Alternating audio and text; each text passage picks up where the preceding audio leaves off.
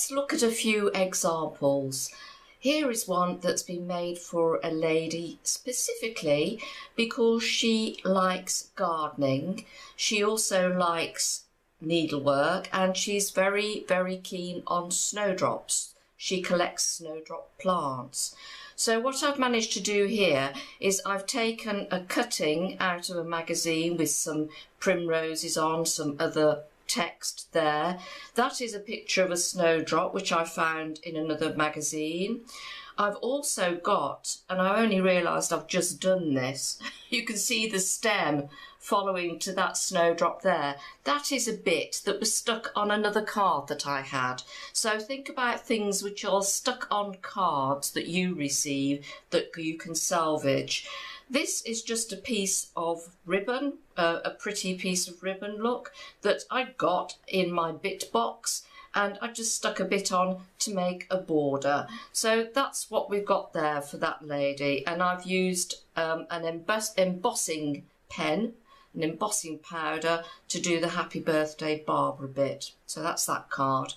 This one is for a gentleman and he's into music. So I've got a piece of paper here with music. That's actually a music stamp that I've got, and I stamp on it. He's also interested in vintage cars. So I found this, I think it was out of a magazine, I'm not quite sure. No, cut out of something. There we go. Interested in history, so there's a stamp there, that's Queen Elizabeth I. He's also interested in painting, so I keep little labels of my paint pans, and you can just make an interesting composition here to meet all the needs of the interests. This is for a lady who's interested in music. So this is a sheet I believe I purchased. It's a transparent sheet with gold music written on, printed on. So I've used a piece of that. She's also interested in gardening and cats. So this little packet of seed here was on a piece of wrapping paper, and I think these two pieces were on the same sheet of wrapping paper. But so as not to use up all the wrapping paper which I liked and I thought I would use time and again, I did some photocopies. That little piece there, that little cat, is actually from a calendar. If you look at the back of calendars, sometimes they give you the little picture of what you are going to have on each month. And here's a piece of raffia which you use in gardening.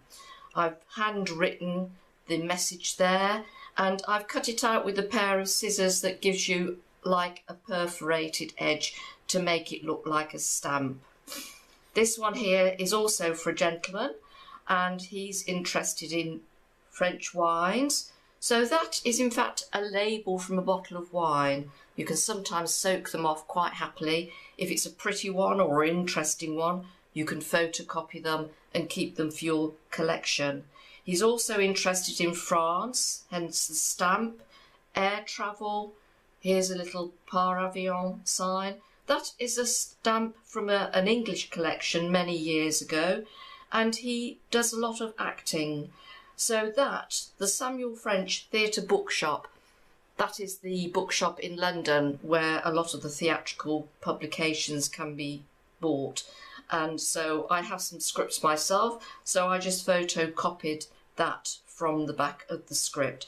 And I've kept the colours fairly similar, can you see? The card is a sort of a grey colour, so I've got the yellowy colour of the label, also with the Samuel French name at the bottom, and that stamp there coordinates with that, and the bit of blue as well. So think about not just the layout, but also the content and the colour coordination.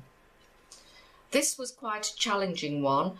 This is for another gentleman. It has a shaped front, so what I've done, so you can see the shape of that, I put a piece of coloured paper and stuck it on the inside, which is pale enough still to write on. And you can see then the shape of the card. Now he's interested in medieval history, is one of the things that he's very keen on. So what I did was I took a piece of similar coloured paper, I burnt the edge, singed it to make it look like an old document, and then I used some sealing wax to stick the message to the card. This is some old script. It was off a piece of wrapping paper I bought in Italy, I think, which again I have photocopied in sections so I don't lose the original. And these little things here, they were actually the decorative surround of some stamps I bought in France. So we've got here a cannon with a cannonball, a knight on a horse and an old tower. So together you've got this old historical theme. So you can see how you can just stick to one subject, or like these other ones, you can combine a few and you can end up with some very interesting and beautiful original little pieces of artwork for you to send to your friends.